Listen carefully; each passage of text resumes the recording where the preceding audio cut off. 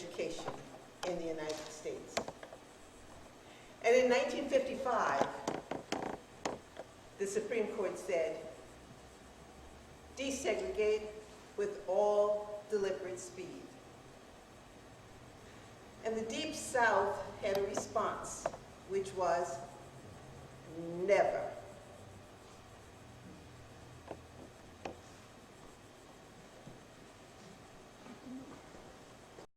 The impression that we get from the media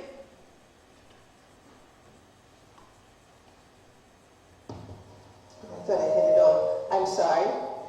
Is it too loud now? Okay. The impression that we get from the media is that Brown was something that only came from Topeka, Kansas. But the fact is that Brown came from, first of all, South Carolina, and from Virginia, and from Delaware, and from Kansas. These 4 states had communities that said our rights under the 14th Amendment are being infringed. And in addition to that, Washington, D.C., our nation's capital, had a case that also said our rights are being infringed. But you know what? Washington, D.C., our nation's capital, is not governed by the 14th Amendment. And so they had to sue under the 5th Amendment. And those 5 cases are now known as Brown versus Board of Education. There is a fiction that goes along with this, that there was one man responsible for Brown. And many of us have heard this one man's name. But the fact is, there were more than 200 plaintiffs, and that one man was one of the last people to put his name down. And in addition to that, what we had was a lot of people having a lot of courage to speak out and to write their names on pieces of paper. And what I want to tell you tonight is about Briggs versus Elliott, the South Carolina case that led to Brown versus Board of Education. I am not going to be talking specifically about my father, because what my father did was the act of a good shepherd who led his sheep. And the very dramatic role of my father was something that came after the Supreme Court decision of 1954. But the important things is what happened before. And unfortunately, what is not recorded is not remembered. And this is the reason why many of us, not in this room, but many people have not heard of the Briggs case. Here is, I guess, what was on the docket from the Supreme Court that says Brown versus Board of Education. And as a little aside, a footnote down here, it says together with number 2, Briggs et al. Versus Elliott et al. And then it lists the other cases that were involved. But really, Briggs was the first of all. And really, the whole argument at the Supreme Court level was on the basis of Briggs. And also, the decision that came down was primarily based on a decision written by a judge in Briggs. Now, the 14th Amendment, as we know, is something that says that all persons born or naturalized in the United States are citizens of the United States, and that no state shall make or enforce any law that shall abridge the privileges of the citizens of the United States. And yet, in 1856, a man named Plessy, who, as we black folks back in South Carolina in the old days used to say, a man who was light, bright, and almost white decided he was going to sit in a railroad car that was going from Louisiana to Mississippi, and the white folks decided, you can't sit there because you're black. And so he sued, and the Supreme Court went all the way to the Supreme Court of our lovely nation, and Mr. Plessy said that his rights under the 14th Amendment were being abridged. The Supreme Court said, oh no, racial segregation does not violate either the 13th or the 14th constitutional amendments, and it's perfectly all right for the states to make you sit in segregated cars. And from that time on, Plessy gave rise to the Jim Crow laws of segregation. That is not to say there were no laws before then, but Plessy made it all right.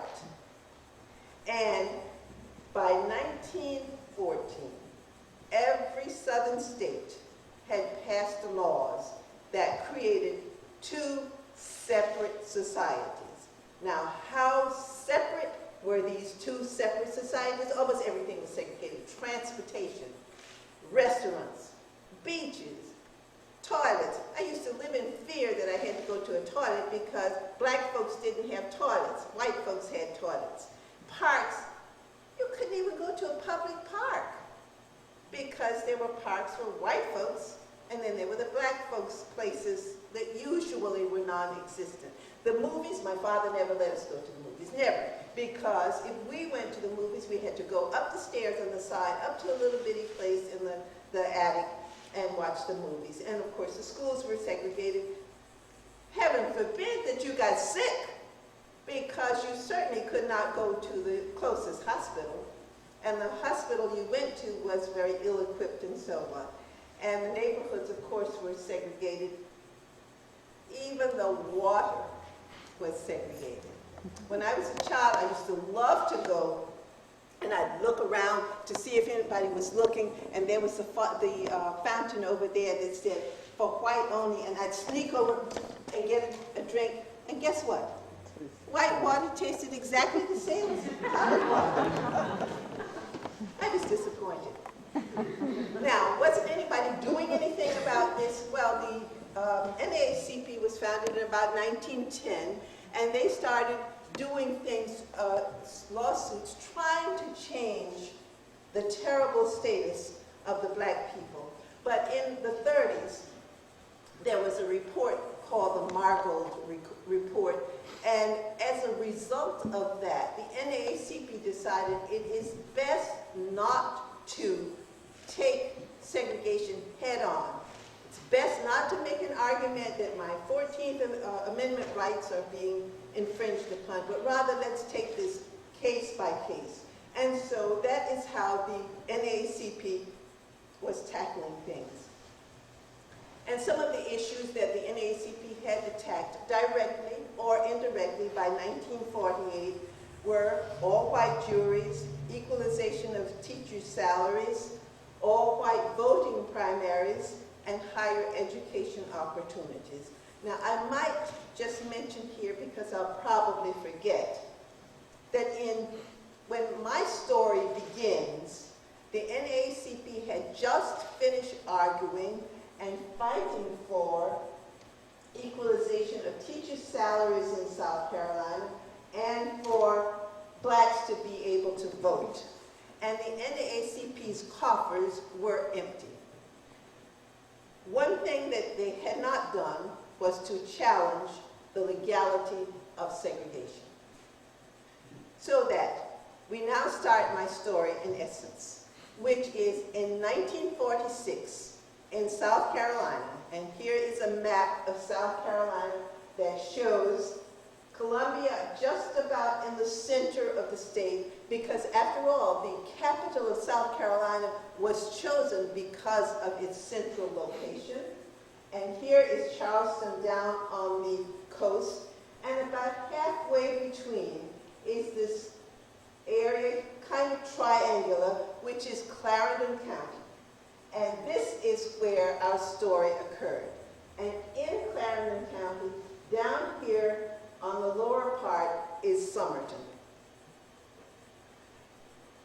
Clarendon County's population at that time, and probably now, is about 33,000.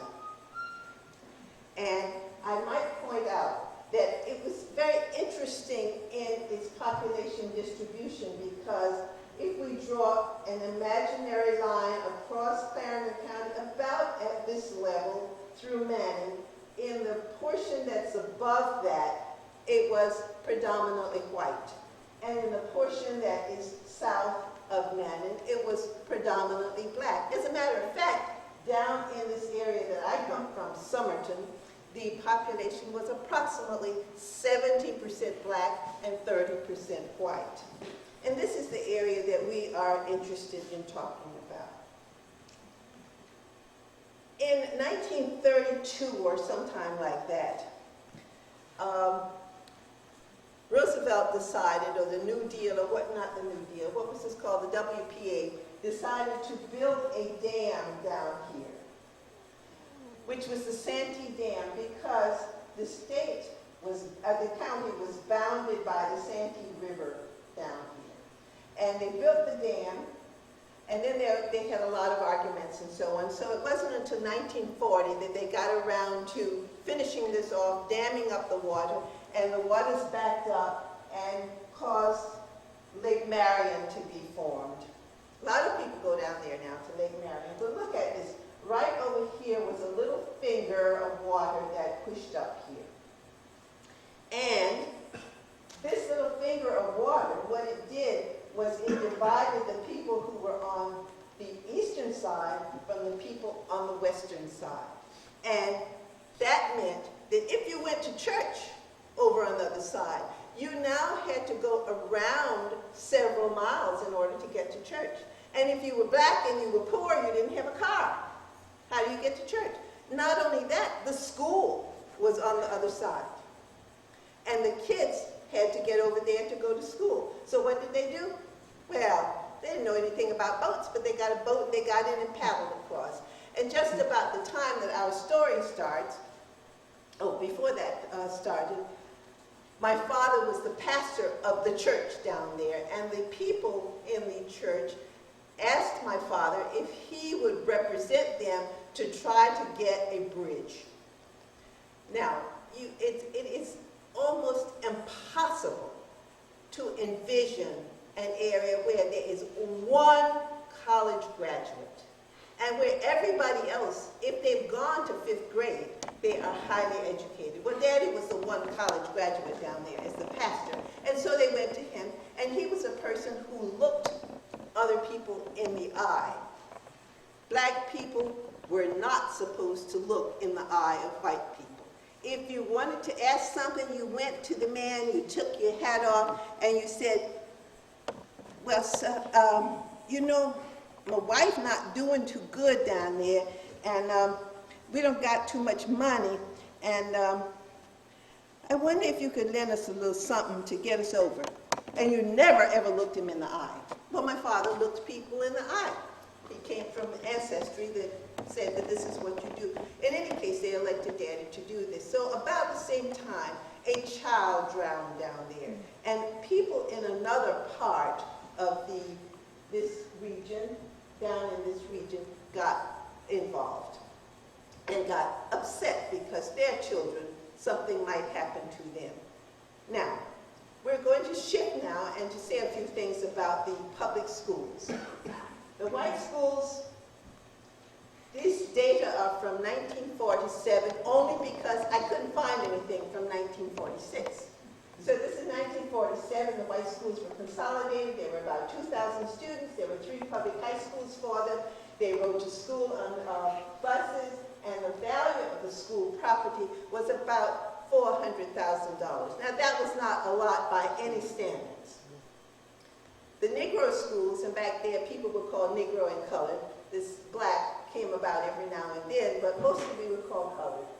The Negro schools were not consolidated. And the number of students was close to 6,000.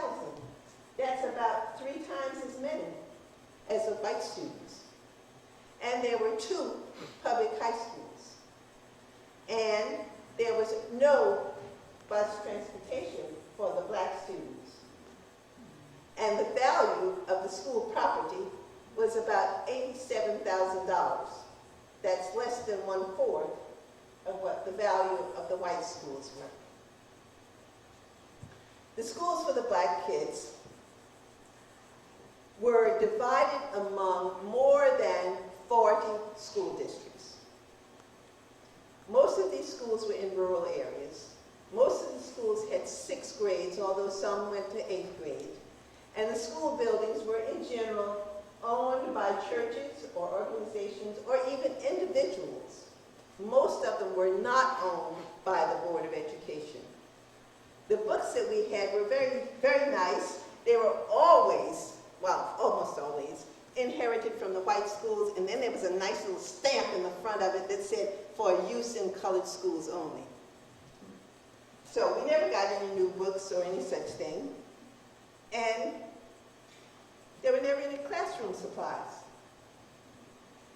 The board that was in the classroom was literally a board that was painted black, and over the years the black had worn off, and so you had a board that was board colored.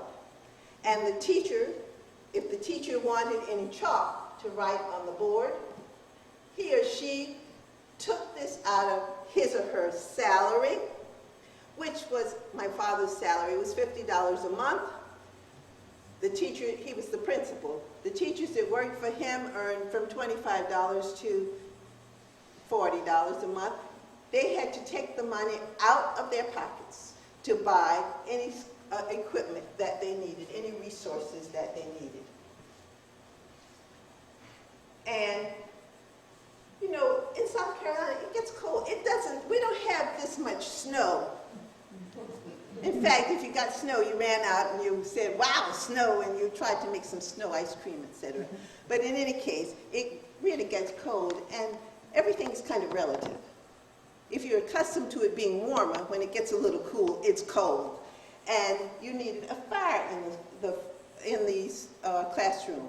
And the way to get a fire is that you are the student, you go out and find some twigs and bring it in, and I'm the teacher, I'll light the fire and I'll get the room heated up for you. And so that was the way that things were. Now when you got to 7th grade, there was a little bitty problem. What are you going to do to go into 7th grade? Because your school doesn't have a 7th grade. And you don't have a bus to ride to school. Well, you know, you could quit school and go out there and get behind a plow with the horse in front of it, because nobody had tractors back then, and at least none of those black folks did. And you could plow, or if you were a woman, you could go hoe cotton, and that's no fun because those cotton rows were long and it was hot, and I don't want to get off onto that. But you could quit school, or if your parents were a little wealthy, you could board with someone who lived in town and go to school, which a number of children did, or this deliberately comes on very slowly, you could walk to school. And sometimes that meant up to 10 miles each way. So you walk 10 miles to get to school, and you know by that time you're so eager and ready to learn that your mind is open and you're learning lots of things, and then when the end of the day comes, you say, oh no, I'm sorry that the day is over because I don't want to walk all that way home. And one of the people that was in the video that you saw earlier was actually one of those people who walked 9 miles a day. And he said he would take the shortest cut he could across the fields, etc. And when he got, his shoes would be worn out, and he would put old newspapers and cardboard and anything he could find in his shoes, and still they wore out. He started going to school that far away when he was in 7th grade, and he quit school in 8th grade. Do you blame him? All right, here are some of the Negro elementary schools. Look at this one. This is my mother here. Let's see if I can find this pointer thing. This is my mother. And actually that cute little girl that you can't see there, that's me. Masonic Hall, built by the poor black farmers. And when I say poor, they were poor because if their yearly income was $600, they were making a lot of money.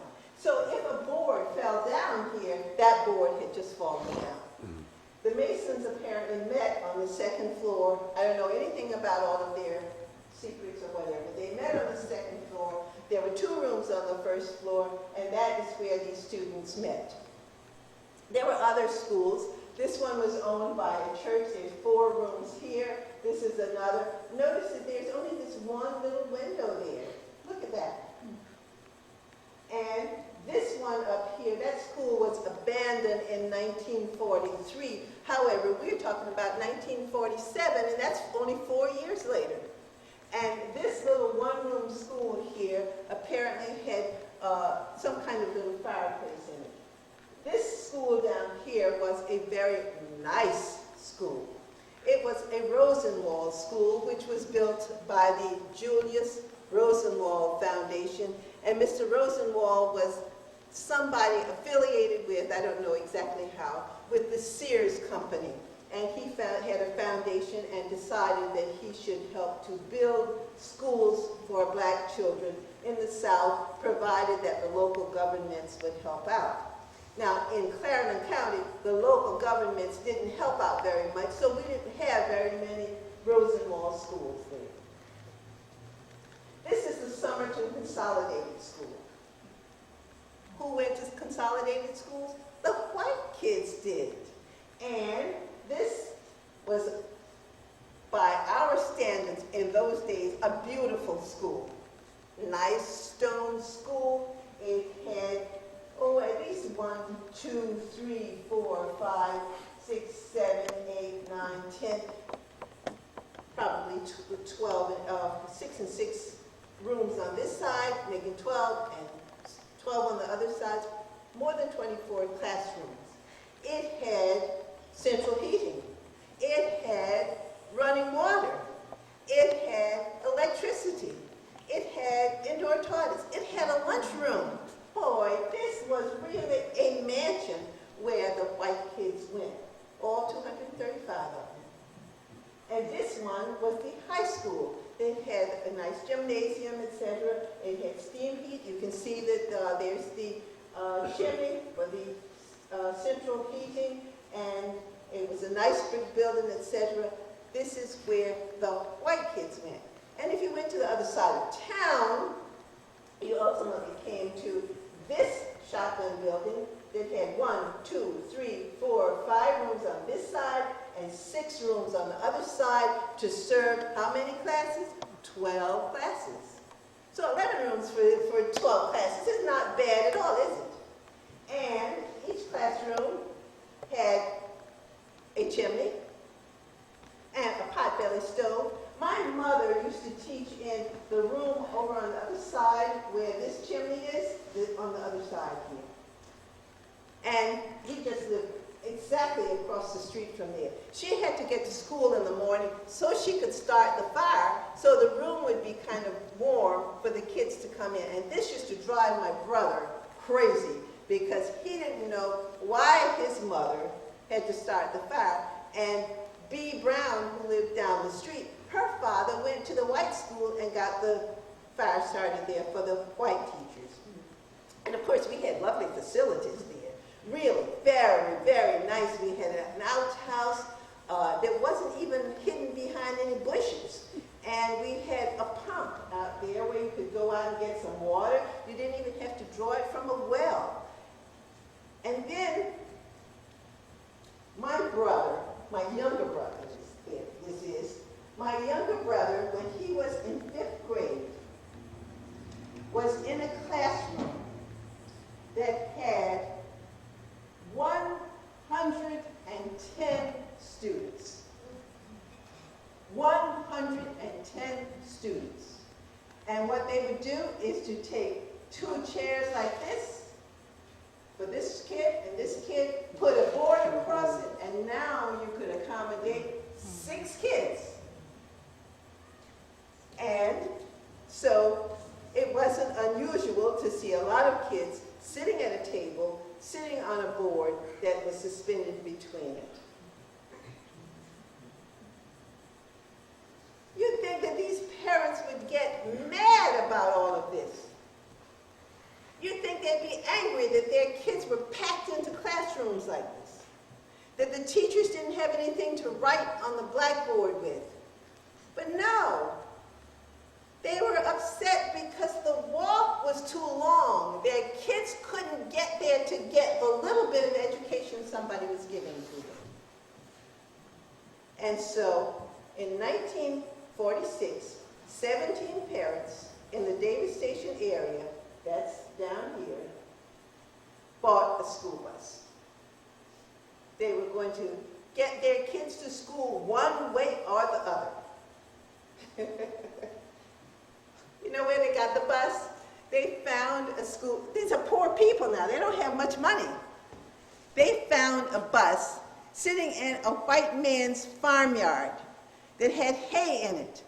And the chickens had nests in it. And they laid eggs in it.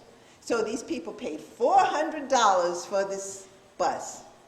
And the farmer kind of cleaned it up, and then they took it to their place, and they continued to clean it up, and they fixed it up and so on. Their kids started riding to school in it, and the bus kept breaking down. One lady I talked to the other day said that she called the bus the sunshine bus. Why? It only ran when the sun shone. If it rained, it broke down. They could foretell the weather. And gas was expensive. The driver had to be paid. On Sundays at church, they would pass the hat to collect enough money to pay the driver. So they all got together. They said to my father, please, Rev, would you go and ask the school superintendent to help us out a little bit? You know what the superintendent told him? You Negroes don't pay enough taxes for the county to help you. He forgot that all of that money, that all of those white farmers made, was from the backs of these poor tenant and sharecroppers who lived on their places, who were all black. And yet they didn't pay enough money. Well, people couldn't quite decide what to do, and they talked about things now and again, and they kept on weighing this and so on, until the next summer in 1947, when my father was sitting with a group of teachers at a seminar, and the teachers were told, no black teacher or preacher in all of South Carolina has a gumption to find a parent who would sue for school bus transportation. Well, what did he say that for? My father took the challenge. He went, he asked his friends, Hammett and Levi Pearson, there was two people who helped to buy the bus, if they would sue for bus transportation. So these three men sat down and talked about things, and this took an awful lot of courage for them to even consider it. And finally, the brothers and my father agreed that Levi would be the petitioner. So in 1948, January, Levi Pearson filed a lawsuit. He was an almost illiterate farmer. He was supported by his brother Hammett, who was completely illiterate, and Levi became the first black person to seek change in Clarendon County schools, and this is his brother Hammett over there. So these two men had courage enough to do something that they were truly afraid to do. But they did it anyway because they wanted their kids to get an education. In 1948, everybody was so happy about this, everybody being all the black community. Wow, Mr. Levi is suing, and we're going to get a bus to take our kids to school. And then the hammer fell. His suit was withdrawn. It was Levi Pearson versus Clarendon County and the school district number 26. But there was a technical legality. A legal technicality, rather, sorry about that. Which was, or stemmed from the fact that Clarendon had more than 40 joint school districts, and Mr. Levi's farm was on the line of 3 different school districts. He paid his taxes in District 5. His kids went to school in District 22. And he was trying to, the high school was in District 26. Well, he couldn't sue District 26 because he didn't pay taxes there. And he couldn't sue District 22 for the same reason. And not only that, District 22 didn't have a high school. And he couldn't sue District 5 because they didn't have a high school either. So what was he to do? They went back to the drawing board. The people refused to give up. They thought and thought about this, and they had a lot of courage. They decided among themselves, I am told, that some men had a blood pact, that they said, we will not give up even unto death. So under the guidance of my father, the Pearsons and some other parents decided to sue for improved school facilities. Now, if you remember, I earlier told you that the NAACP had just finished suing for teacher equalization in South Carolina. And they had just finished this fight for blacks to vote in the voter primary. And they did not have any money. And here's the NAACP and the Legal Defense Fund, situated in New York, poor, broke, needing money. And here come these people from the backwoods, and really, Davis Station is as far in the backwoods as you can get. You laugh as if you know it. Really, I don't think I have ever been any place in the entire world that is farther from any place than where I come from as a child. Anyway, I've forgotten what I was going to say. That's why I have a PowerPoint presentation, because I can't remember. So under the guidance of my father, they went and they made an appointment to talk with Thurgood Marshall. Thurgood Marshall, who was the head of the Legal Defense Fund, didn't want to hear from them. You know, how could he raise any money from this godforsaken place down there? He needed a lawsuit that came from somewhere like Atlanta, or maybe Charlotte, North Carolina, or even Columbia, South Carolina. But Davis Station, South Carolina, no way. And so he said no. But he had sitting in front of him 7 people that were not going to take no for an answer. Oops. And they convinced Thurgood Marshall that the NAACP should take their case. Remember now that there were 7 people. My father was the only college graduate. Levi Pearson had never gone to school. Hammond Pearson had never set foot in a school other than to make the fire for his kids. The wife of Hammond Pearson was a substitute teacher who had gone through 10th grade. We're talking about people who have no education, who were from the backwoods of the backwoods, from the poorest of the poor, people who had nothing, and they convinced Thurgood Marshall to take this case. Well, Thurgood Marshall was the NAACP lawyer, and he went back to New York and convinced his colleagues to take this case from South Carolina for equalization of segregated facilities. That's all they were asking for. These people just wanted their share of the American pie.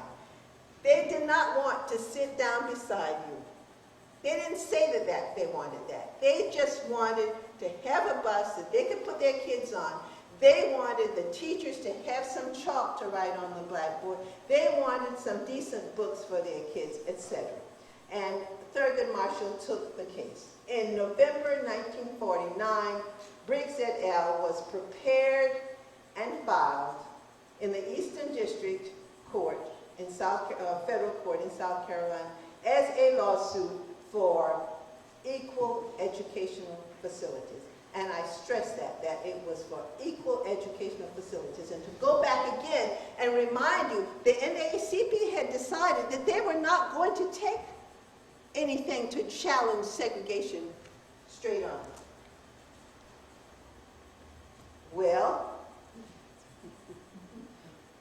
my father said he got his gray hairs then. That the Briggs versus Elliott was withdrawn on the judge's advice. The judge was J. Waitesbury. He was from Charleston, South Carolina. He was a federal court justice. He had been appointed in 1942, and he had made a number of unpopular decisions in which he gave black folks a fair shake.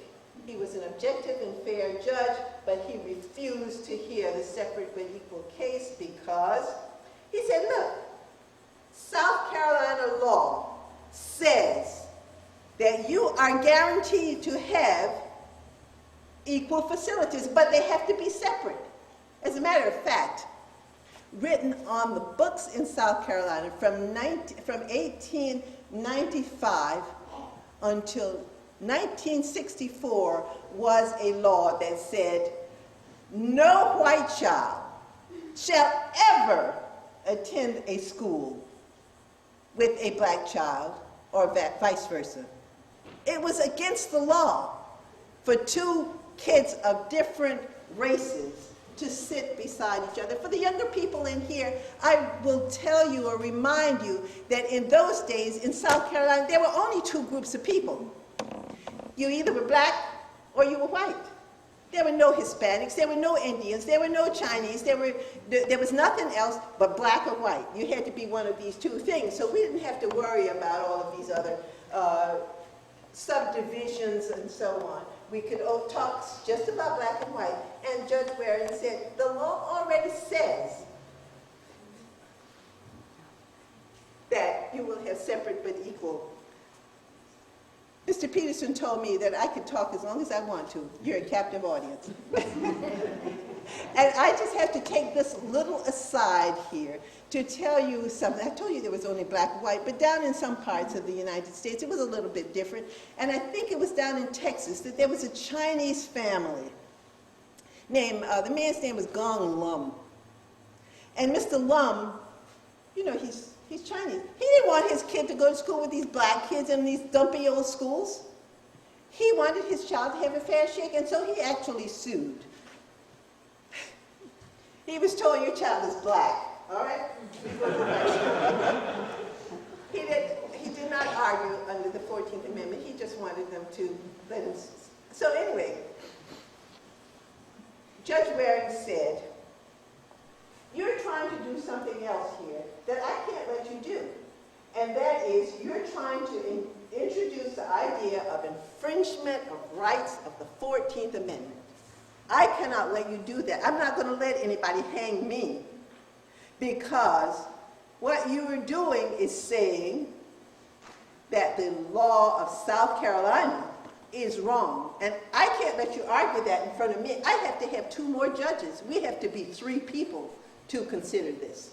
So you go back, and I will dismiss the suit without any prejudice. You do whatever you want after this. So they went back, and indeed, in 1950, a second Briggs versus Elliott case came that directly challenged South Carolina's segregation laws, claiming infringement of rights under the 14th Amendment.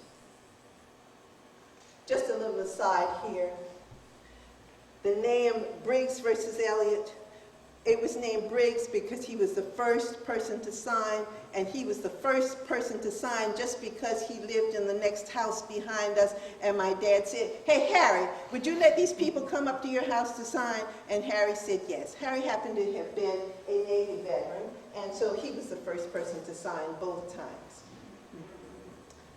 The 3-judge district court ruled on Briggs versus Elliott in May 1951. And they said, no, segregation does not violate the 14th Amendment. This is perfectly legal. But yes, these plaintiffs have been denied the rights that were guaranteed under the 14th Amendment. Any fool could look at those schools and tell that they were denied their rights. So, the directive was handed down that the schools had to be equalized promptly. And I think in the previous slide it said it was a 2-to-1 decision. Judge Waring was one of these 3 judges, and he dissented. And really, his dissenting opinion was a 20-page treatise, which is one of the, I'm not a lawyer, and I don't read all this law stuff and so on, but it's one of the nicest things I've ever read. It is so compelling what he wrote about why segregation is so stupid. And he said, if this is the type of justice to be meted out by this court, I want no part of it, because segregation can never produce equality. And if you're having a little trouble understanding that, what he said in essence was, you guys ought to be ashamed to call this broad justice. And to think that it's coming from the United States court. Just don't put my name on this travesty. Well, immediately, the NAACP appealed to the Supreme Court. Briggs versus Elliott was the first case to reach the Supreme Court, arguing infringement of the 14th Amendment. The Supreme Court immediately sent it back down to the district court for a report on South Carolina's progress in equalizing the schools. If you remember, I said that the 2 judges in this 3-judge court said, these schools are not equal, you've got to do something, and do it now. And actually, the judges had told the officials in South Carolina, even before they rendered the decision, you've got to do something and do it now. So by the time that Briggs returned to the Supreme Court, the case from Kansas, Brown had already gotten there. Let me stop a minute. I told you that the NAACP had this policy, they would not tackle segregation straight on. But once Judge Waring said, you've got to do it this way, Mr. Marshall went running off to Kansas and said, come on, you guys, let's see if you can't get a case here going. And there were 9 women who signed the petition. They said, somebody said, now I don't know who said this, you got to have a man here. The women can't do this all by themselves. So they went around and they finally found a man whose name was Oliver Brown. And then they found one more petitioner. So they had a case from Kansas. And then they said, you know, generic thing, said, well, a man has to bring this forward. Now, he wasn't the first alphabetically. Darlene Brown came before Oliver Brown, but they put Oliver Brown's name first. And Oliver Brown, to my understanding, was never heard of again as far as this case was concerned. So by the time Briggs got back there, Brown had gotten there. And around the same time, another case had started in Virginia where some high school kids just got fed up. They said, we are not going to those tar paper shacks anymore. And it was high school kids in Virginia that was the cause of the Virginia case coming. And in Delaware, I've never gotten this quite straight, but there was a lawsuit that came forth in Virginia, and the ruling was in favor of the plaintiffs, that is, segregation was wrong, but the state decided that they wanted to appeal and took that to the Supreme Court. So by the time all of this was in, there were a total of 4 cases there at the Supreme Court, and those nice old men said, well, why don't we just hear them all on December 10th and 11th? That way we'll get rid of the whole thing at one time. And then came up a case from Washington, D.C., which was not 14th Amendment, but was 5th Amendment, and they said, okay, we'll hear them on the 12th. So that all 5 of these cases were there, And the Supreme Court ultimately handed down a decision in 1954 saying that separate facilities are inherently unequal in education and that separate but equal has no place in education. Well, wouldn't you know that those nice folks from down in the South said, well, you know, we need more time to integrate the schools. We can't do this right away. We have all these things set up and we have to change it. We have to change teachers' salaries. This is an aside. I have to stop and tell you this simply because I thought about it. I was doing some research down in South Carolina, in Clarendon County, went to the archives, had this lady pull these things out. And do you know they even had the records separated by color? They had white pages for white folks, and they had colored pages for colored folks, and I kid you not about that. So anyway, they said we need time to integrate. How much time do they need? This is a school bus from the 1930s with these white kids on it. Consolidation of the schools for white kids in South Carolina occurred in 1924. From that time, at least from 25, white kids were transported on buses to school. Black kids first rode the buses in 1951. Maybe it took 26 years, I don't know. So, the Supreme Court, in all of their wisdom, in Brown 2, the 1955 decision, said, well, you just go ahead and do it with all deliberate speed. So, we're still trying to deliberate speed here. Now, what was the outcome of all of this? In 1950, as soon as the first case was filed, when that equalization case was filed, when the authorities heard about this, they said, we got to do something about this situation. And so they improved Scotts Branch School, which is where I used to go. And they put up this lovely building here, which had 1, 2, 3 rooms, no electricity, no running water, no steam heat. They didn't have anything but rooms. In 1952, when they went to the 3-court judge arguing for desegregation, the state then floated a $75 million bond for school improvements. They instituted a new 3-cent sales tax to pay for the bond, which incidentally many people called Delaine tax because they said that my father was responsible for that. They erected new school buildings, which were mostly substandard for the black kids. And for the first time, they provided buses for the black kids. So in 1952, they had buses, and this is an aside also. My brother, who was a 16-year-old, was a driver of one of these buses. High school kids drove the buses in those days. Fast forward, 1965. Nothing had happened in South Carolina. Another lawsuit had to come for the schools to admit the blacks. And in 1966, approximately 5 black students were enrolled in the Somerton High School. Somerton High School was the white school. All right, so 5 of the black kids went there.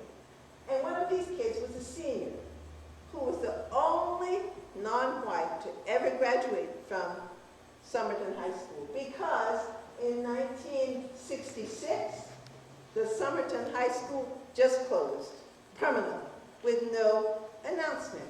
So what do you think happened then? All the white kids went to Scotts Branch, right? Well, from that day to this month, and today I believe is May 17, 2005, the white kids attend private school, or, now here's the clincher, this thing is unbelievable. These white kids in Somerton, South Carolina, will go to the next district to go to integrated schools, but will not go to the integrated school in summer. Isn't that mind-boggling? There have been approximately 15 white kids since 1966 to go to Scotts Branch School. And Somerton still says never. They refuse, they will not consider the concept of integration. Now with all of that, why did the makers of history do this? This is my father. He was their leader, he was an elementary school principal and a school pastor. He was the one that mobilized the people. He served as their spokesperson. After a while, he brought in a couple of other ministers who were college graduates also, or who were more educated, and he had a cadre of people who helped to support him. He was the one who contacted the NAACP lawyers. He and my mother were the people who provided most of the seed money to get this off the ground. And he said that the reason he did this was he had had children to come to school wet from the rain and from the white school bus splashing mud and water on them. And he didn't have a stick of wood or other fuel to make a fire and warm their little bodies. And he took money from the teacher's salary to buy lumber. And he took the teaching times to make seats for the children to sit on. And he bought window sashes and school materials. And he did the work himself with children during school hours. And you know what? He couldn't even get the officials to pay for the materials he bought. This lady, Susan Lawson, was one of the plaintiffs. She's long dead, but her daughter said that the reason she did this was that she was a single parent, all by herself, and she was a sharecropper.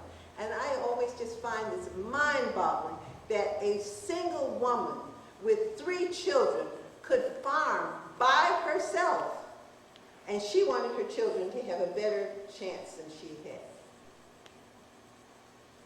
She also did better when she was evicted, by the way. This is my mother, who was a supporter, and as I said, she and my father paid the money for a good deal of the way until they got the NAACP to be involved. She said, I had to walk 5 miles myself to get to school, so I missed a lot of days. And I was 22 years old by the time I graduated from high school. So I have to do what I can to help these children who come after me. And Reverend Seals was a man who, he was not a very eloquent man. He was not as learned as my father, which is not saying an awful lot, because in those days a black person who graduated from college wasn't very learned, they just got ahead of other people. But Reverend Seals said to my father, J.A., whatever you're going to do, do it. And I'm there. If you fall down, I'm going to hold you up so that you can keep on doing it. And his reason was, we ain't asking nothing for what belongs to those white folks. I just want that little black boy of mine to get anything that any other white South Carolina boy gets. In other words, I want equality. People paid. And they paid, and they paid. Levi Pearson was the first person. Not the first person, one of the first. He was denied a loan for seeds and fertilizer. Now, if you're a farmer, you're a poor person in general. And you don't have a lot of money. So you wait until January and you borrow money. You borrow money so you can get the seeds and the fertilizer, you plant things, and when the crops come in at the other end of the year, you pay off your loans, you live in luxury, well, you live for 2 or 3 months, and then you borrow all over again. But he was denied a loan for seeds and fertilizer. So he says, some years before, my father had encouraged him to plant trees so that you could cut the trees and sell them off for pulpwood or whatever.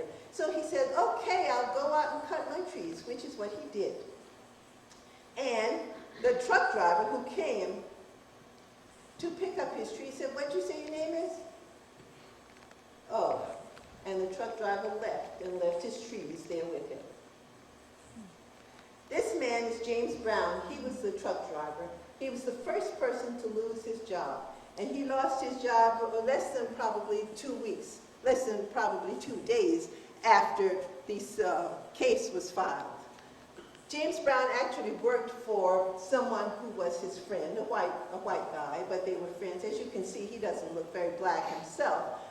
They were good friends, and the man said, James, I gotta fire you, because if I don't do that, I will not have any customers. The white people will not come to me. James said, no problem, I don't want to live here anyway, so he went to Detroit. This lady was a motel maid. And I'd like to tell her story also, because she worked at the motel, but her husband was a farmer, and they rented property, which they had rented, their family had rented for years. And of course, these people were Christians on whose property they lived. And yet, the landlord evicted them. What's the worst day of the year to be evicted? You got it, Christmas Eve. This man was a house painter. And he just never got any customers anymore. My father lost his teaching job, he was sued, the house was burned, his life was threatened, wife and daughter, that's me, were harassed, the church was burned, he had to flee South Carolina. He was awarded the U.S. Congressional Gold Medal last September. And I want to read this to you, which comes from Richard Kluger's wonderful book about about the Brown case. Before it was over, they fired him from the little schoolhouse at which he taught. And they fired his wife and two of his sisters and a niece. And they threatened him with bodily harm. And they sued him on trumped-up charges and convicted him in a kangaroo court and left him with a judgment that denied him credit in any bank. And they burned his house to the ground while the fire department stood around watching.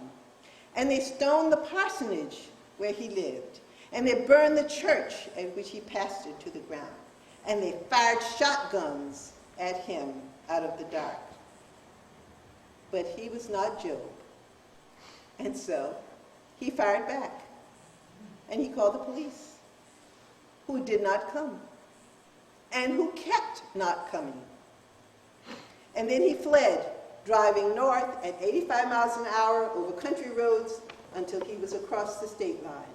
And soon after, they charged him with felonious assault, and he became an official fugitive from justice.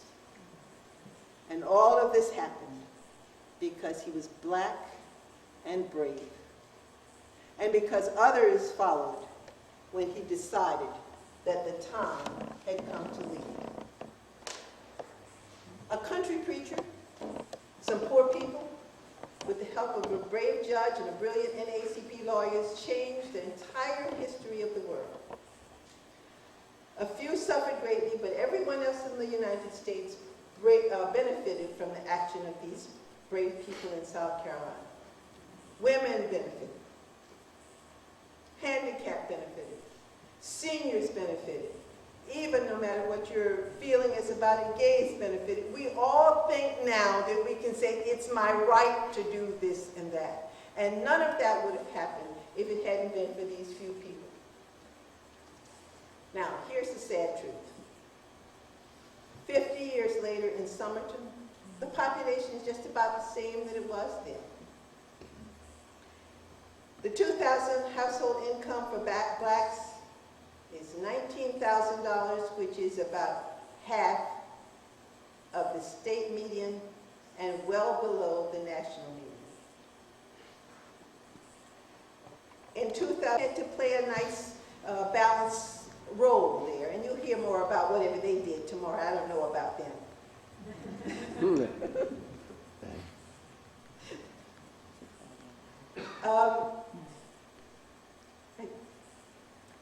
Nowadays, there is a small group of Briggs descendants who have returned.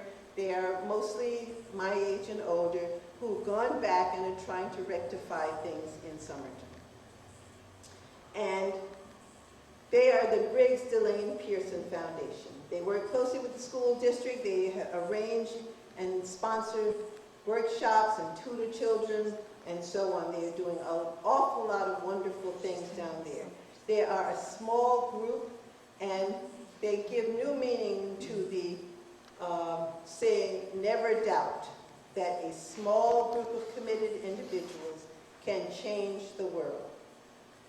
And this is their address in case any of you decide that you would like to help these people do something about the cradle of change for the United States. I have some brochures out there that you can pick up that have the address on it. And again, here is many of that small group of committed individuals that originally worked to change the world. We have here we can see that there is Judge Waring, there is Reverend Seals, there are these people who were plaintiffs, my mother, my father, Thurgood Marshall. Indeed, the only thing that ever changes anything is a small group of committed people. Thank you.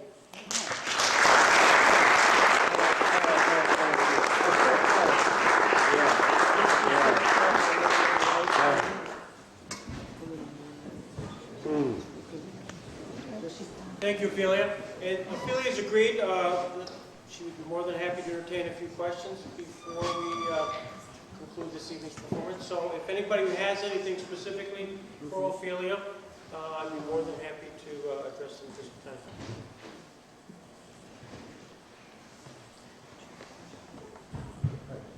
Sure, Steve.